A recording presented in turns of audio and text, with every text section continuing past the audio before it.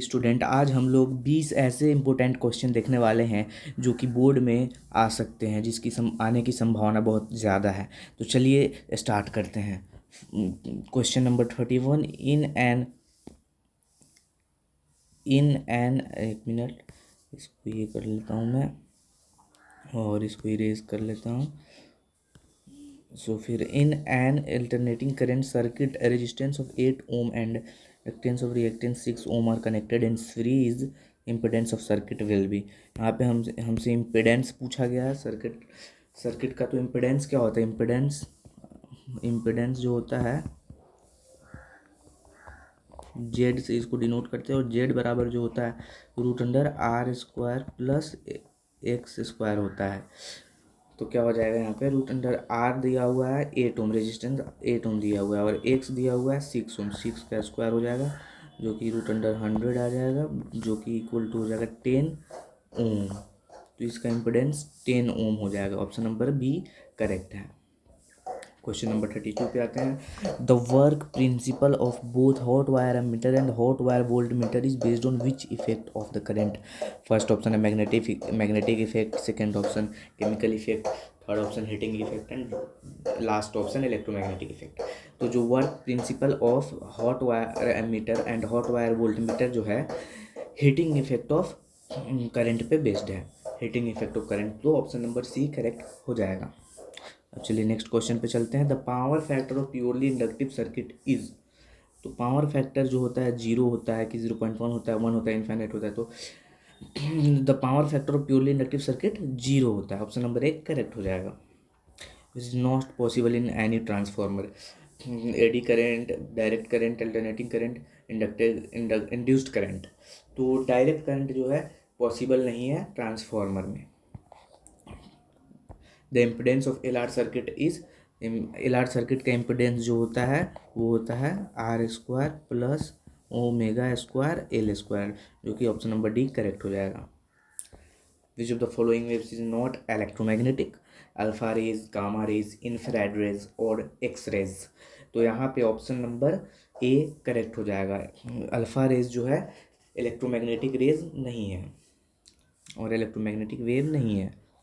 Waves of maximum frequency is, तो maximum frequency का कौन सा वेव होता है? Gamma waves are maximum frequency. तो ऑप्शन नंबर बी करेक्ट हो जाएगा। तो क्वेश्चन नंबर 38 की तरफ बढ़ते हैं। The direction of transmission of electromagnetic waves is. तो ट्रांस जो direction of transmission of electromagnetic wave होता है पैरेलल टू E×B होता है। तो ऑप्शन नंबर डी करेक्ट हो जाएगा। अब dimension of 1/2 epsilon not E² क्या होगा? तो फर्स्टली हम लोग देख लेते हैं एप्सिलॉन नॉट का डायमेंशन क्या होगा। एप्सिलॉन नॉट का डायमेंशन जो होगा m-1 L-3 T4 A2 हो जाएगा, और E का डायमेंशन जो है इलेक्ट्रिक फील्ड का वो हो जाएगा अपना m1 L1 T-3 A-2 हो जाएगा। तो अब इसको स्क्वायर करते हैं। एप्सिलॉन नॉट तो वही रह जाएगा m-1 L-3 T4 A2, और A1 है A-1 हो जाएगा, E का A-1 है। तो इसको किया जाएगा तो क्या हो जाएगा? m² L² T-6 हो जाएगा, और A-2 हो जाएगा।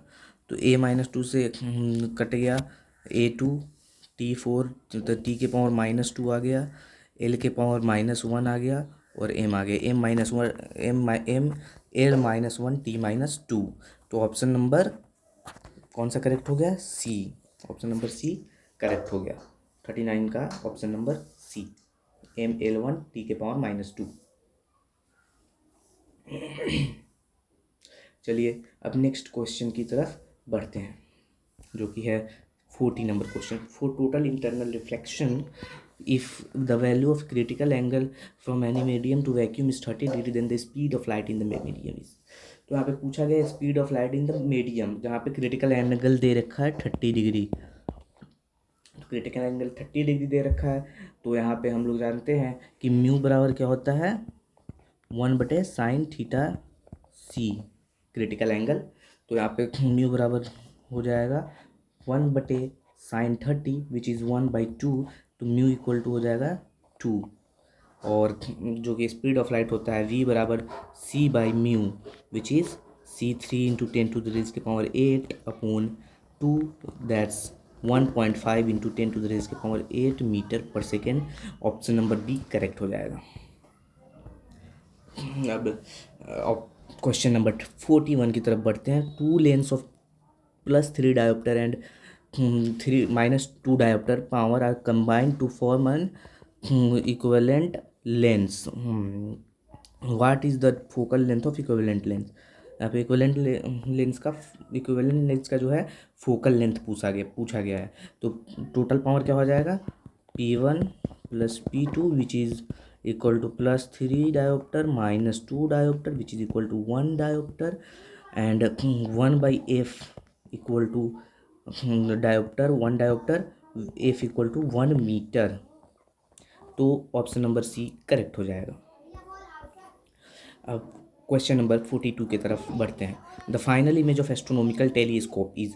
तो final image of astronomical telescope जो होता है वो होता है वर्चुअल एंड इन्वर्टेड होता है। फाइनल इमेज एस्ट्रोनॉमिकल टेलीस्कोप के द्वारा बनाया गया वर्चुअल एंड इन्वर्टेड होता है। Two light waves of equal amplitude and equal wavelength are light waves of equal amplitude and equal wavelength are superimposed. The amplitude of resultant wave is maximum when phase difference between them is phase difference कितना होना चाहिए, 0 होना चाहिए। Option number A correct है 43 का। 44 question number की तरफ बढ़ते हैं। Which phenomenon supports the transverse nature of light. कौन सा phenomenon transverse nature of light को सपोर्ट करता है। तो जो है क्वेश्चन नंबर 44 का जो होगा, कौन सा phenomenon transverse nature of light को सपोर्ट करता है, तो वो पोलराइजेशन हो जाएगा। In polarized light the angle between plane of vibration and polarization plane is 90 degree होता है। पोलराइज्ड लाइट में angle between plane of vibration and polarization plane 90 degree होता है। In photoelectric emission phenomenon, on increasing the intensity of incident light, the photoelectric current, तो option A है increases, B decreases, C remains constant, D first increases then remains constant. तो 46 number question का option हो जाएगा A increases. Correct answer A हो जाएगा। 48 number question की तरफ बढ़ते हैं। 47 नंबर क्वेश्चन की तरफ बढ़ते हैं। तो 47 number, which of the following has minimum stopping potential. तो रेड लाइट के पास जो होता है वो मिनिमम स्टॉपिंग पोटेंशियल होता है। 48 नंबर क्वेश्चन की तरफ बढ़ते हैं। Wavelength of